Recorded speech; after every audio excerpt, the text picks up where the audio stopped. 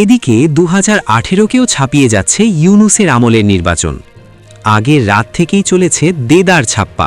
প্রাথমিকভাবে 5টি আসনে এনসিপি এগিয়ে আছে, আর অনেকগুলো আসনে তারা ব্যাপক প্রতিদ্বন্দ্বিতার মধ্যে আছেন। এই খবর কিন্তু এনসিপির তরফে দেওয়া হয়েছে সংবাদ মাধ্যমের কাছে। কাজেই একরকমের এই যে জাতীয় নাগরিক পার্টির অনেক তরুণ নেতাই সংসদে যাচ্ছেন, সেটাও এরই মধ্যে ফলাফলে নিশ্চিত হয়ে গেছে। এখন বিএনপি না জামায়াতে ইসলামী কে এগিয়ে থাকবেন? এদিকে ভোটের আগেই উড়ছে টাকা, মধ্যরাতে পাল্টে গেল সব হিসাব, প্রশ্নের মুখেই ইউনূস। নির্বাচন নিয়ে নানান ধরনের বিশ্লেষণ হচ্ছে, খুবই স্বাভাবিক। কিন্তু যাদেরকে আমরা বুদ্ধিজীবী হিসেবে মনে করি এই সমাজ, এই রাষ্ট্রের, যাদেরকে আমরা অনেক ভালো বিশ্লেষক হিসেবে মনে করি, তাদেরকেও আমরা দেখছি যে পার্শিয়ালি কথা বলছেন। পুরো ভোটের চিত্রটি তারা সামনে নিয়ে আসতে যেন বেশ খানিকটা সংকোচ বোধ করছেন। এদিকে প্রহসনের নির্বাচন প্রত্যাখ্যান করায় দেশবাসীকে ধন্যবাদ। বাংলাদেশে ভোটের কম হার নিয়ে ইউনূসকে কটাক্ষ শেখ হাসিনার। না, আমি ওনারা বলতেছি ভোট গণার কথা, উনি বলতেছে ভোট গণবে না। এখন উনি বলছে গোনা হয়ে গেছে। এখন আমি এই জায়গার এই চিফ এজেন্ট, আর উনি ভোট না কই না, উনি নিজেরা ভোট করতেছে। এখন স্যার আপনি ভোট গণবেন না কি কারণ এটা বলেন? আপনি তো আমার সামনে একবারও ভোট গণলেন না। আপনি কিছু একটা বলেন স্যার। আপনি যে ভোটটা করলেন না আমার সামনে, আমি তো বললাম যে আপনি বলেন। 2018কেও ছাপিয়ে যাচ্ছে ইউনূসের আমলের নির্বাচন। আগের রাত থেকেই চলেছে দেদার ছাপ্পা। 2024 সালের 5 আগস্ট শেখ হাসিনা সরকারের পতনের পরে দীর্ঘ অপেক্ষার অবসান। 18 মাসের বেশি সময় পর বাংলাদেশে অনুষ্ঠিত হচ্ছে জাতীয় সংসদ নির্বাচন। একই সঙ্গে নেওয়া হচ্ছে গণভোটও। মজার বিষয় হল, এই দুটি ভোটে দুটি আলাদা অক্ষের উৎসাহ। মুহাম্মদ ইউনূস এবং তাদের দোসর জামাত পক্ষের উৎসাহ গণভোট। অন্যদিকে তারেক রহমানের দল বিএনপির উৎসাহ জাতীয় সংসদ নির্বাচনে জিতে সরকার গঠন করতে। এখন দেখার এ ব্যাপারে কারা এগিয়ে থাকে। কিন্তু যে অভিযোগটা উঠতে হচ্ছে তাও কিন্তু কম গুরুত্বপূর্ণ নয়। 12 ফেব্রুয়ারি নির্বাচনের আগের দিন, অর্থাৎ 11 ফেব্রুয়ারি সন্ধে থেকেই বহু জায়গায় ভোট কেন্দ্র দখল করে ছাপ্পা শুরু করে দিয়েছিল জামায়াতে ইসলামী। এমনই অভিযোগ বিএনপি ও আওয়ামী লীগের। কেউ কেউ বলছেন 2018 সালে আওয়ামী লীগের নির্বাচনকেও ছাপিয়ে যাচ্ছে এবারের নির্বাচন। ভোলা, বরগুনা, চাঁপাইনবাবগঞ্জ, নারায়ণগঞ্জ, গোপালগঞ্জ সহ বাংলাদেশের বিভিন্ন প্রান্তে বৃহস্পতিবার সকালে ভোট কেন্দ্রে এসে ভোটাররা অভিযোগ করেছেন সকাল সকাল আসলেও তারা ভোট দিতে পারেননি। তাদের অভিযোগ আগেই হয়ে গিয়েছিল। এমনকি বাংলাদেশের রাজধানী ঢাকাতেও এমন কয়েকটি ভোট কেন্দ্র থেকে এমন অভিযোগ সামনে এসেছে। ভোটারদের মূল অভিযোগ করেছেন সকালের প্রথম ঘণ্টায় এসেই দেখেন রাতেই ভোট হয়ে গেছে। বুধবার রাত থেকেই বাংলাদেশের সামাজিক যোগাযোগ মাধ্যমে এমনই অসংখ্য ভিডিও ছড়িয়ে পড়েছে। তাতে দেখা যাচ্ছে রাতের অন্ধকারে ভোট কেন্দ্রগুলি দখল নিয়ে ব্যাপক ছাপ্পা বা বেআইনি ভোট দেওয়া চলছে। আরও আশ্চর্যের বিষয়, ওই ব্যালট পেপারে নির্দিষ্ট স্থানে ভোট কর্মীদের স্বাক্ষরও রয়েছে। কোথাও দেখা যাচ্ছে বুধবার রাতেই প্রিসাইডিং অফিসারের কক্ষে বসে বৈঠক করছেন জামায়াত নেতারা। সেখানে উপস্থিত হয়ে সাংবাদিকরা সেই গোপন বৈঠকের পর্দা ফাঁস করলেন। আবার নারায়ণগঞ্জ 3 আসনে রাতের অন্ধকারেই ব্যাপক ভোটদান হয়ে যায়। ব্যালট বক্সে সেগুলিও ভরাও হয়ে যায়। এমনই ভিডিও সোশ্যাল মিডিয়ায় ভাইরাল। অন্যদিকে বরগুনা পৌরসভা ভোটকেন্দ্রে রাতেই রেজাল্ট শিটে স্বাক্ষর নেওয়ার অভিযোগ। বেশিরভাগ জায়গায় জামায়াতের বিরুদ্ধে অভিযোগ। সব ক্ষেত্রেই নির্বাচনী আধিকারিকরা জামায়াতের সঙ্গে মিলেমিশে কাজ করছেন বলে অভিযোগ। অর্থাৎ ভোট গ্রহণের আগের রাতেই তৈরি হচ্ছিল রেজাল্ট শিট বা ফলাফলের কাগজ। অন্যদিকে ভোলা 1 আসন, ঢাকা 18 আসনের মতো একাধিক আসনে বৃহস্পতিবার সকাল থেকেই ভোটাররা গিয়ে শুনতে পাচ্ছেন তাদের ভোট হয়ে গিয়েছে। যদিও বাংলাদেশে এই মুহূর্তে আইন শৃঙ্খলা রক্ষা করা যার দায়িত্ব, সেই সেনাপ্রধান জেনারেল ওয়াকার উজ্জামান এদিন ভোট দিয়েছেন। এরপর তিনি বলেন, আমি খোঁজ নিয়ে দেখেছি বাংলাদেশে অত্যন্ত শান্তিপূর্ণভাবে ভোট চলছে। পাশাপাশি তিনি আশ্বস্ত করেছেন সকলে নির্ভয়ে ভোট দিন। সেনাপ্রধান জেনারেল ওয়াকার যাই বলুক, বাংলাদেশে ইলেকশন ইঞ্জিনিয়ারিং চলছে বুধবার রাত থেকেই। যেখানেই জামাত সুযোগ পাচ্ছে সেখানেই তারা রাত থেকেই ভোটের বাক্স ভরিয়ে দিচ্ছে। এখন দেখার মূল ফলাফল কি হয়। এদিকে ভোটের আগেই উঠছে টাকা, মধ্যরাতে পাল্টে গেল সব হিসেব, প্রশ্নের মুখে ইউনূস। পুষ্পবৃষ্টির কথা আমরা শুনেছি, বিভিন্ন পুরাণে এর উদাহরণ পাওয়া যায়। আবার 26শে জানুয়ারি সাধারণতন্ত্র দিবসের দিন দিল্লির রেড রোড, বর্তমানে যা কর্তব্যপথ নামে চেনেন, সেখানে অতিথিদের মাথায় হেলিকপ্টার থেকে পুষ্পবৃষ্টি করা হয়। তাই বলে টাকার বৃষ্টি? শুনতে অবাক লাগলেও বাস্তবেই সেটা হয়েছে।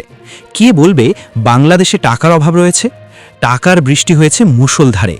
কীর্তন বা বিভিন্ন ধর্মীয় অনুষ্ঠানে যেভাবে ভক্তরা ঈশ্বরের উদ্দেশ্যে বাতাসা ছড়ে দেন, ঠিক সেইভাবে পদ্মা পাড়ে হয়েছে টাকার হরির লুট। টাকা উড়েছে, তাও এক জায়গায় হলে না হয় একটা কথা ছিল, একসঙ্গে বিভিন্ন জায়গায়। ফারাক একই সময় হয়নি, টাকার বৃষ্টি হয়েছে বিভিন্ন সময়। শুরু হয় বুধবার সকাল থেকে, চলে রাত 8টা পর্যন্ত। টাকার বৃষ্টি হয়েছে সৈয়দপুর, কুমিল্লা, শরীয়তপুর, পটুয়াখালী, সিরাজগঞ্জ, জামালপুর, নারায়ণগঞ্জের সোনারগাঁ, রাজধানী ঢাকার সূত্রাপুরে। কাঠগড়ায় জামায়াতের 12 নেতা। অভিযোগ, ভোট কেনার জন্য এই 12 নেতা টাকা বিলিয়েছেন। নোয়াখালীতে আবার টাকার সঙ্গে হ্যান্ডবিলও বিলি করা হয়েছে।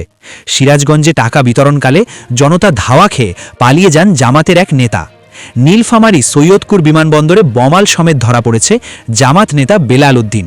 তিনি আবার ঠাকুরগাঁওয়ের জেলা জামাতের আমির। শরীয়তপুরে যৌথ বাহিনীর অভিযানে 7.5 লাখ টাকা সহ এক জামাত কর্মীকে আটক করা হয়েছে। কুমিল্লার মুরাদনগরে 2 লক্ষ টাকা বিতরণের অভিযোগে জামাত ইসলামীর এক নেতাকে পুলিশ গ্রেফতার করেছে।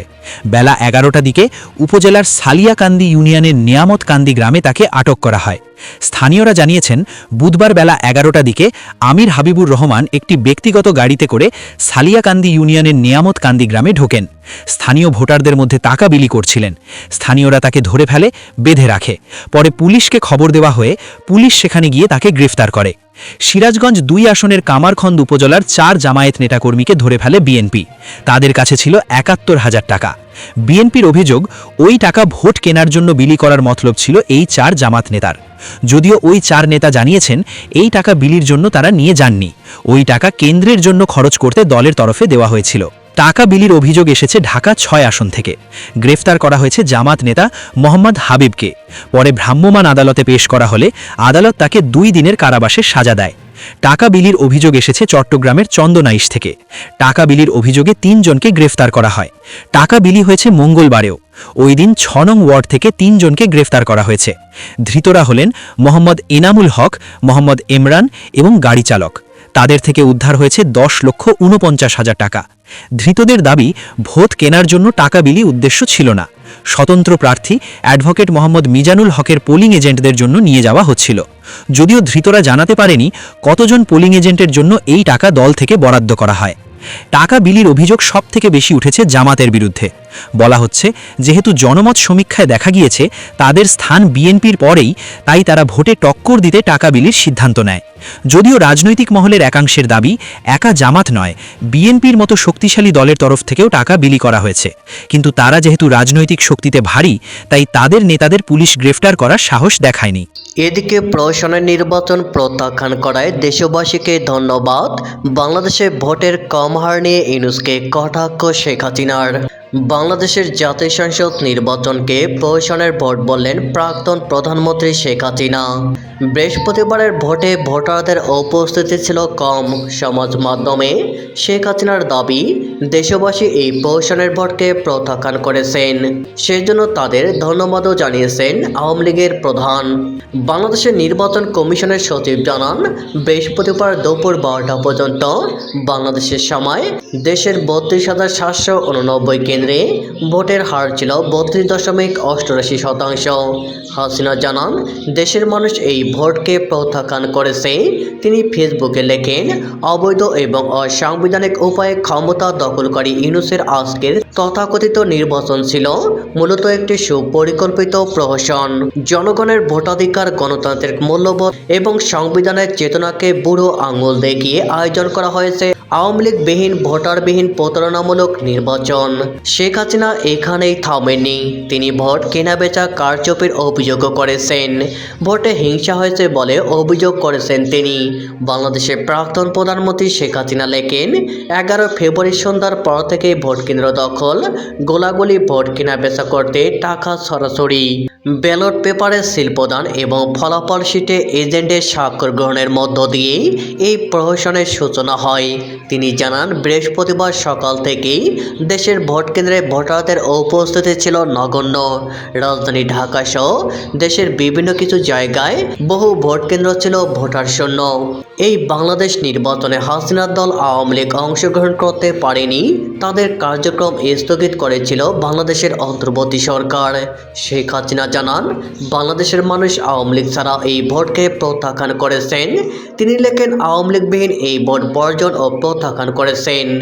এ প্রসঙ্গে তিনি ভোটদানের পরিসংখ্যানও তুলে ধরেছেন। হাসিনা নিজের পোস্টে লিখেছেন, নির্বাচন কমিশনের বিবৃতি অনুযায়ী বৃহস্পতিবার সকাল 11টা পর্যন্ত 3.5 ঘন্টায় ভোট গ্রহণের হার ছিল মাত্র 14.96%।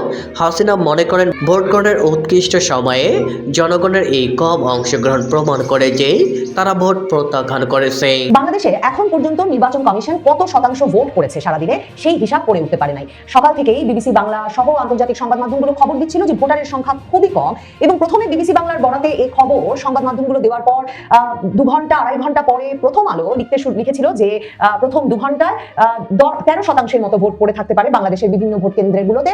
আর বিজনেস স্ট্যান্ডার্ড পত্রিকা লিখেছিল যে প্রথম 2 ঘন্টায় ভোট পড়ার সংখ্যা ছিল 3 থেকে 10% মতো। এমন যখন পরিস্থিতি, মানে ভোটার নাই কেন্দ্রে, তখন নির্বাচন কমিশন 11টা পর্যন্ত 14.96%, 15% ভোট সারা দেশে পড়েছে এর হিসাব হাজির করেছিল। তখন পর্যন্ত ব্যাপারটা বেশ বিশ্বাসযোগ্য ছিল যে পত্রিকাগুলো বলছে 3 থেকে 13%, নির্বাচন কমিশন বলছে 15%, এবং মানুষ চোখে যা দেখছিল, যারা ভোট দিতে যাচ্ছিল তাদের চোখে যা পড়ছিল তাতেও সেটা বেশ বিশ্বাসযোগ্য হয়ে উঠেছিল। এরপর নির্বাচন কমিশন এই পরিসংখ্যান নিয়ে হাজির হয় যে বেলা 12টা পর্যন্ত প্রায় 33,000 কেন্দ্রে হিসাব করে তারা দেখেছে ভোট পড়ার পরিমাণ প্রায় 33%, 32.88%। এবং এরপর তারা সর্বশেষ হিসাব দিয়েছিল যে বেলা 2টো পর্যন্ত 36,031 কেন্দ্রে নাকি প্রায় 48% ভোট পড়েছে। তখন যারা অঙ্কে ভালো তারা হিসাব করে বের করতে শুরু করে যে নির্বাচন কমিশন দাবি করছে যে প্রতি ঘন্টায় 2.5 কোটি বা তার চেয়ে বেশি ভোট পড়া শুরু হয়েছে, যেটা ভোট দিতে যত সময় লাগছে, মানে গোলাপি ব্যালটে গণভোট, সংসদ নির্বাচনের ভোট সাদা ব্যালটে, এসব দিয়ে বুঝে ভোট দিয়ে আসতে এক একজন মানে ভোটারের যত সময় লাগছে, তাতে বাংলাদেশের 42,000-এর বেশি যে ভোট কেন্দ্র, তাতে এক রকমের অসম্ভব এই পরিমাণ ভোট এই অল্প সময়ে পড়া। এসব প্রশ্ন সন্দেহ উঠবার পর এখন নির্বাচন কমিশন এত মানে সাবধান হয়ে গেছে যে বিভিন্ন আসনের বেসরকারি ফলাফল দিতে শুরু করেছে, কিন্তু সকল রেকর্ড ভেঙে, মানে পূর্ববর্তী কোনো নির্বাচনে এই রেকর্ড নাই যে এখন প্রায় 8 ঘন্টা পেরিয়ে গেছে, ভোট গ্রহণ শেষ হয়েছে, এখন পর্যন্ত নির্বাচন কমিশন হিসাব মেলাতে পারে নাই কত শতাংশ ভোট পড়েছে। কারণ এবার হিসাব মেলানোটা বেশ কঠিন, কারণ সংসদ নির্বাচনের ফলাফল তারা ঘোষণা করে দিচ্ছেন। এদিকে যদি গণভোটের হারটা একটু বাড়িয়েও তারা দেখাতে চান, সেই হিসাব নিকাশ বা সেসব দায়িত্বও যদি তাদের থাকে, সবসময় মনে রাখবেন যে এবার গোলাপি ভোটের সঙ্গে সাদা ব্যালটের, গোলাপি ব্যালট আর সাদা ব্যালটের সংখ্যা মেলাতে হবে, এবং এই যে 47%, 48% বলে ফেলেছেন তারা, তার সঙ্গে এখন মিলতে হবে ভোট শেষের পর ভোট কেন্দ্রগুলোর যে ফলাফল তারা দিচ্ছেন, একটা আসনের যে ফলাফল তারা দিয়ে দিচ্ছেন সেই হিসাব। কাজেই এখন আরো বিপদে পড়ে গেছেন তারা। হুট করে একটা কোনো পার্সেন্টেজ বলে দেবেন, 50, 60, 48, মনে যা আসলো তাই বলে দেবেন, তারা কোনো উপায় থাকছে না যখন তারা বেসরকারি ফলাফল বিভিন্ন আসনের ঘোষণা করে দিচ্ছেন। এই অবস্থায় নির্বাচন কমিশনকে সাংবাদিকেরা নাকি বিজনেস স্ট্যান্ডার্ড দিচ্ছে রাত 9:30টায়ও, যখন তারা প্রথম ফলাফল ঘোষণা শুরু করেছে, আনুষ্ঠানিক ফলাফল নির্বাচন কমিশনে শুরু করেছে, প্রধান নির্বাচন কমিশনার, ইসি সচিব, এদের সকলের উপস্থিতিতে, তখনও যখন জিজ্ঞেস করা হয়েছে তারা নাকি এই উত্তর দিতে রাজি হন না যে ভোট কত শতাংশ পড়েছে। সাবেক নির্বাচন কমিশনাররা পত্রপত্রিকাগুলোকে বলছেন যে এর আগে কখনো 2 ঘন্টার বেশি দেরি হয় নাই এই খবর জানাতে যে কত শতাংশ ভোট পড়েছে সারাদিনে। যাই হোক, এই কত শতাংশ ভোট পড়েছে সারাদিনে এই নিয়ে আর কৌতূহল না বাড়িয়ে, মানে ধারণা করা যায় নির্বাচন কমিশন হয়তো সকল হিসাব নিকাশ, উত্তেজনা সব প্রশমনের পর এমন একটা সময়ে একটা শতাংশ ফাঁকবেন, মানে তাদের পছন্দ মতো, যাতে ভোটটাকে বেশ গ্রহণযোগ্য দেখায় এবং তখন আর মানুষ বেশি হিসাব নিকাশে সময় না কাটায়।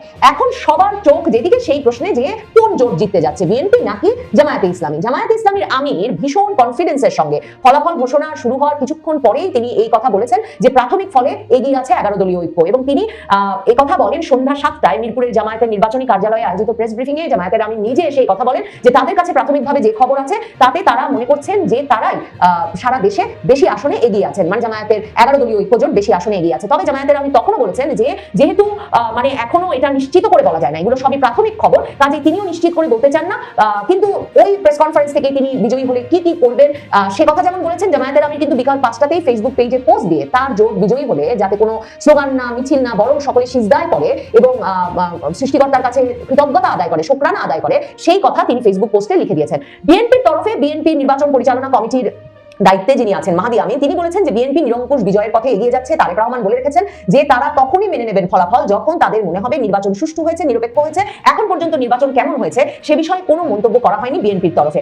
আমার দেশ পত্রিকা লিখছে বিএনপি জামায়াতের হাড্ডাহাড্ডি লড়াই চলছে, 151 আসনের জন্য লড়াই তুঙ্গে, মানে কে পাবে সংখ্যাগরিষ্ঠতা, কে এগিয়ে থাকবে সেজন্য লড়াই তুঙ্গে। এবং সেখানে আমার দেশ পত্রিকা বলছে প্রাথমিক ফলাফলে দেখছেন তারা যে ঢাকা, চট্টগ্রাম, ময়মনসিংহ বিভাগে বিএনপির আধিপত্য দেখা যাচ্ছে, অন্যদিকে রংপুর, রাজশাহী, খুলনা বিভাগে জামায়াতের প্রার্থীরা এগিয়ে আছেন। সিলেট ও বরিশাল বিভাগের বিভিন্ন আসনে বিএনপি ও জামায়াত প্রার্থীদের মধ্যে হাড্ডাহাড্ডি লড়াই চলছে। আমার দেশ পত্রিকা জানাচ্ছে যে জামায়াত সূত্র দাবি করেছে প্রাথমিকভাবে 175টি আসনের দিকে তারা তাদের দৃষ্টি নিবদ্ধ রেখেছে, কারণ এসব আসনে জামায়াত ইসলামী দাবি করছে 175টি আসনের বেশিরভাগে হয় তারা এগিয়ে আছেন, নতুবা কখনো এগিয়ে যাচ্ছেন, কখনো পিছিয়ে পড়ছেন। আর আমার দেশ বলছে বিএনপির দাবি 180 আসনে তাদের প্রাধান্য জামায়াত প্রার্থীদের সঙ্গে দেশের বিভিন্ন আসনে তাদের প্রার্থীদের প্রতিদ্বন্দ্বিতা চলছে, তবে প্রাথমিকভাবে তারা মনে করছেন 180 আসনে তারা এগিয়ে আছেন। কুমিল্লা 4 আসনে এনসিপির হাসনাত আব্দুল্লাহ, জাতীয় নাগরিক পার্টির আলোচিত নেতা হাসনাত আব্দুল্লাহ বিজয়ী হয়ে গেছেন। কুমিল্লা 4 আসনের ফলাফল দিয়েই একরকমের এই নির্বাচনের ফলাফল ঘোষণা শুরু হয়েছে। হাসনাত আব্দুল্লাহ জিতে গেছেন, এটা কয়েক সপ্তাহ আগেই জানা গেছে, যখন সেখানে বিএনপির মনোনীত প্রার্থীর মনোনয়ন পত্রটি বাতিল হয়ে যায়। কাজে একরকমের বিনা প্রতিদ্বন্দ্বিতায় বিজয়ী হয়েছেন হাসনাত আব্দুল্লাহ। কিন্তু শুধুমাত্র হাসনাত আব্দুল্লাহর আসনটাই এনসিপি জাতীয় নাগরিক পার্টি পেতে যাচ্ছে তাই নয়, এবং মনে রাখতে হবে তারা কিন্তু জামায়াত জোটের অংশ। এনসিপির নির্বাচন পরিচালনা কমিটির যিনি মুখপাত্র প্রধান আসিফ মাহমুদ সজীব ভুইয়া জানিয়েছেন তারা অন্তত 5টি আসনে এগিয়ে আছেন তাদের প্রার্থীরা। এর মধ্যে রংপুরে এনসিপি নেতা আক্তার হোসেন বিজয়ী হয়েছেন, প্রাথমিকভাবে সেই ঘোষণা চলে এসেছে বিভিন্ন সংবাদ মাধ্যমে, এবং প্রাথমিকভাবে 5টি আসনে এনসিপি এগিয়ে আছে, আর অনেকগুলো আসনে তারা ব্যাপক প্রতিদ্বন্দ্বিতার মধ্যে আছেন। এই খবর কিন্তু এনসিপির তরফে দেওয়া হয়েছে। নির্বাচন নিয়ে নানান ধরনের বিশ্লেষণ হচ্ছে, খুবই স্বাভাবিক। কিন্তু যাদেরকে আমরা বুদ্ধিজীবী হিসেবে মনে করি এই সমাজ, এই রাষ্ট্রের, যাদেরকে আমরা অনেক ভালো বিশ্লেষক হিসেবে মনে করি, তাদেরকেও আমরা দেখছি যে পার্শিয়ালি কথা বলছেন। পুরো ভোটের চিত্রটি তারা সামনে নিয়ে আসতে যেন বেশ খানিকটা সংকোচ বোধ করছেন। কিন্তু আমার মনে হয় এই যে নির্বাচনটি, একটা কথিত নির্দলীয় নিরপেক্ষ সরকারের অধীনে যে নির্বাচন, সেই নির্বাচনকেও আমরা কোনোভাবেই একটা আদর্শ নির্বাচন হিসেবে অভিহিত করতে পারছি না, বরং একটা বিতর্কিত নির্বাচনের জন্য যা যা অনুষঙ্গের প্রয়োজন, যা যা বিতর্কিত ঘটনার প্রয়োজন, তার প্রায় সবই ছিল। বরঞ্চ যেই আওয়ামী লীগকে অনেক বড় বড় তকমা দেওয়া হয়, বড় বড় কলঙ্কের জায়গায় তাদেরকে চিহ্নিত করা হয়, এবং তার বাস্তবতা রয়েছে অবশ্যই, তার চেয়েও জঘন্যতম ঘটনা এই নির্বাচন ঘটেছে। এবং এই নির্বাচনের মধ্য দিয়ে আমার মনে হয় লাভটি সেই আওয়ামী লীগেরই হয়েছে, যে দলটি নির্বাচনী মাঠের বাইরে এবং যথেষ্ট কোণঠাসা অবস্থায় রয়েছে, আখেরে তাদেরই লাভ হয়েছে। কেমন লাভ হয়েছে আমি সে বিষয়ে আসছি। যদি বলছিলাম যে এই নির্বাচনে সব ধরনের অপ্রীতিকর ঘটনা ছিল, অনাকাঙ্ক্ষিত ঘটনা ছিল, তবে নির্বাচনকে ঘিরে সবচেয়ে বড় যে আশঙ্কার জায়গা ছিল যে তুমুল মাত্রায় সহিংসতা ঘটবে, অবশ্যই সেটি হয়নি। এটি চরম বাস্তবতা, এটি সত্য কথা। কি কি ছিল এইসব নির্বাচনে, এই নির্বাচনের অনুষঙ্গ হিসেবে বিতর্কিত করতে? যেমন ভোটের সিল চুরির ঘটনা, ব্যালট পেপার সংকটের ঘটনা, অন্যান্য অনেক কিছুর ঘটলেও অন্যান্য নির্বাচনে ব্যালট সংকটের বিষয়টি তো আর সব নির্বাচনে দেখা যায় না, এটি মোটামুটি বিরল। যশোরের পৌর এলাকার বেল রোড সরকারি প্রাথমিক বিদ্যালয়ে এমন ঘটনা ঘটেছে। সব খবর তার গণমাধ্যমে বা সামাজিক যোগাযোগ মাধ্যমে আসে না। যাই হোক, আমি উদাহরণ হিসেবে বলছি, সিল চুরির ঘটনা ঘটেছে, ব্যালট সংকটের ঘটনা ঘটেছে, ভোটাররা ভোট দিতে না পেরে ক্ষুব্ধ হয়ে ফিরে গেছেন, এবং ভোট গ্রহণও প্রায় 1 ঘন্টা বন্ধ ছিল। কিন্তু ব্যালট পেপার সংকট কেন দেখা দেবে? ভোটারদের মাথা পিছু মানে একটা করে ব্যালট পেপার থাকার কথা, সেখানে ব্যালট পেপার যখন সংকট দেখা দেয় তখন বুঝে নিতে হবে যে জাল ভোট সেখানে পড়েছে, অথবা আওয়ামী লীগের সময় যে অপবাদগুলো ছিল যে নিজের ভোটটা নিজে যেতে পারেনি, ভোটগুলো আগে দেওয়া হয়ে গেছে। এবং সেই ধরনের কথা তো শুধু যশোরের এই বেল রোড সরকারি প্রাথমিক বিদ্যালয়ের ক্ষেত্রেই নয়, আমরা 12 তারিখ নির্বাচনের দিন সকাল থেকেই তো এই ধরনের ঘটনা সম্পর্কে আমরা সচিত্র প্রতিবেদন দেখছিলাম, নানান ধরনের ঘটনাও জানছিলাম। অনেকে তো টেলিভিশন ক্যামেরার সামনে এসে তারা তাদের ক্ষুব্ধতার কথা জানালেন যে নিজের ভোটটা কেন নিজে দিতে পারলেন না, তার ভোট কেন আগে দেওয়া হয়ে গেছে। গণহারে সিল মারা ঘটনা ঘটেছে কুমিল্লা, ময়মনসিংহ সহ বিভিন্ন জায়গায়। এবং যেমন কিশোরগঞ্জে ভোট কক্ষে পোলিং কর্মকর্তা নির্বাচনের ব্যালট পেপার আগেই ছেড়ে রেখেছেন, সেই ঘটনা ধরা পড়েছে টেলিভিশন ক্যামেরায়, তাকে আটক করা হয়েছে। এই ধরনের ঘটনা ঘটেছে ঠাকুরগাঁওয়ে কোন একটি কেন্দ্রে বা কোথাও 70% বেশি ভোট পড়েছে। 70% কেন, তার চেয়ে বেশি আরো ভোট পড়তে পারে, এমন ঘটনা আমাদের জানা লাগতে পারে। এখনো পর্যন্ত এটি সর্বোচ্চ জানা গেছে। কিভাবে হয় আওয়ামী লীগ ছাড়া একটি নির্বাচনে 70% ভোট? এটা আমি আকল বলবো, নাকি অ্যাক্সিডেন্ট বলবো, নাকি কাকতালীয় বলবো, নাকি জালিয়াতি বলবো, এই মুহূর্তে বলতে পারছি না। ব্যালট বাক্স ছিনতাইয়ের ঘটনা ঘটেছে, জাল ভোটের কথা তো বললামই,